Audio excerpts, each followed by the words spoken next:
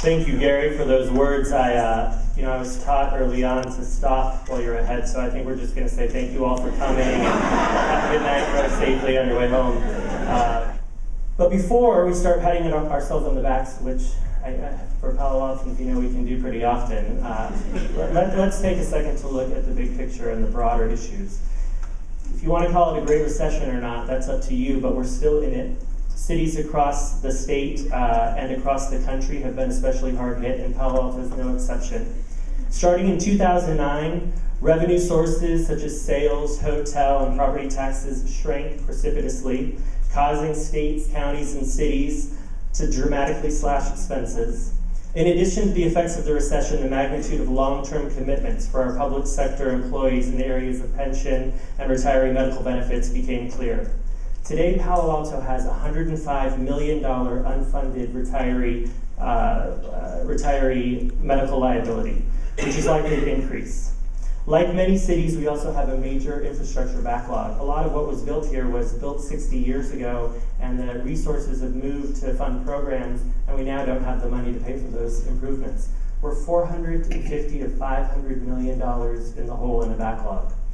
All of our big picture challenges are not just financial. Climate change and adaptation, sustainability in the environment. We are at times, of course, seen as a leader in these areas, but the magnitude of the problems we are facing can be overwhelming.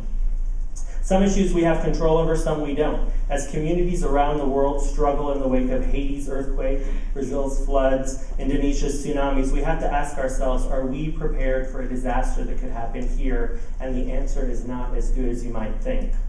We are also a community where our youth are struggling.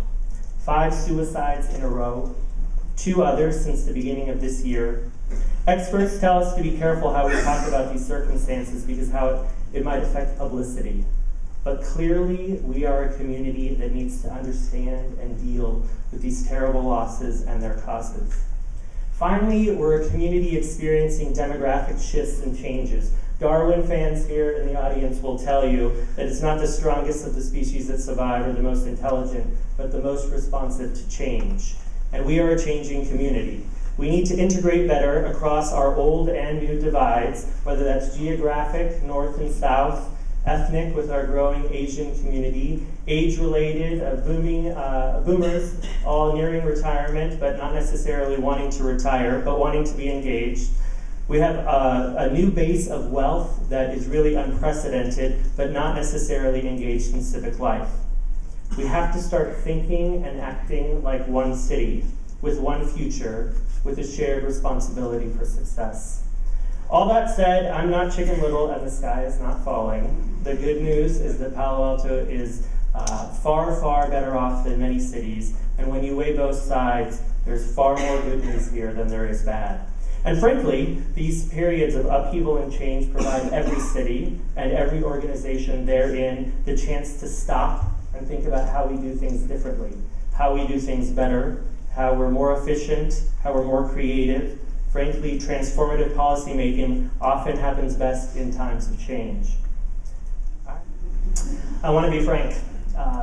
I frankly don't care if we balance the budget if we aren't also creating an environment where kids can thrive. And I'm determined that Palo Alto will be a place where teens feel supported and celebrated. Let's see if I get through this part. So last year, a very good friend of mine, Rob, committed suicide. And like so many of these stories, he seemed to have it all, a great career. He was finishing his PhD. He was an Ironman athlete, wonderful family, wonderful girlfriend, a bevy of friends. And he, though, like so many, also suffered with mental illness. A few months before his death, he came to Palo Alto, and he gave to me this likeness of Abraham Lincoln. It had been his grandfather's, and he wanted me to have it as a reminder of what it means to be a good leader. And so now this will sit on the mayor's desk as a reminder of good leadership, of Rob, and frankly, of all those in our community who are suffering. The pain and the grief of even one suicide is unbearable. We feel lost, frustrated, powerless. We want to help, but we don't know how. If you aren't familiar with Project Safety Net, it's time to get engaged. A group of community members from schools, nonprofits, businesses, neighborhoods, and the city came together to develop and implement an effective, comprehensive, and community-based mental health plan for overall youth well-being in Palo Alto. The plan, which was released last July, includes education, prevention, and intervention strategies that together provide a safety net for youth and teens in Palo Alto. And it also helps focus our community teen suicide prevention efforts. This was an important first step. Now we need to establish concrete 1-, 3-, and 5-year action plans and incremental steps with assigned accountability. We need to move quickly. Our goals and milestones should be specific. For example, 1, the city and the school district should standardize training for all adults who work with kids in the Gatekeeper training program.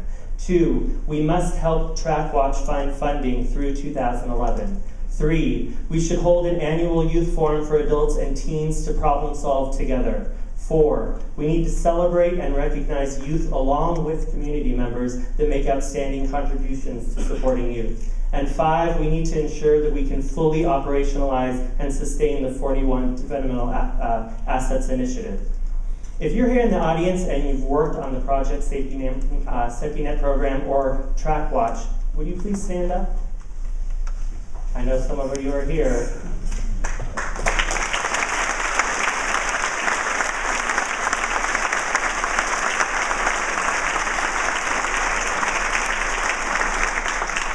Thank you for all that you're doing, but we all need to join them in this work. We all need to work together on this issue.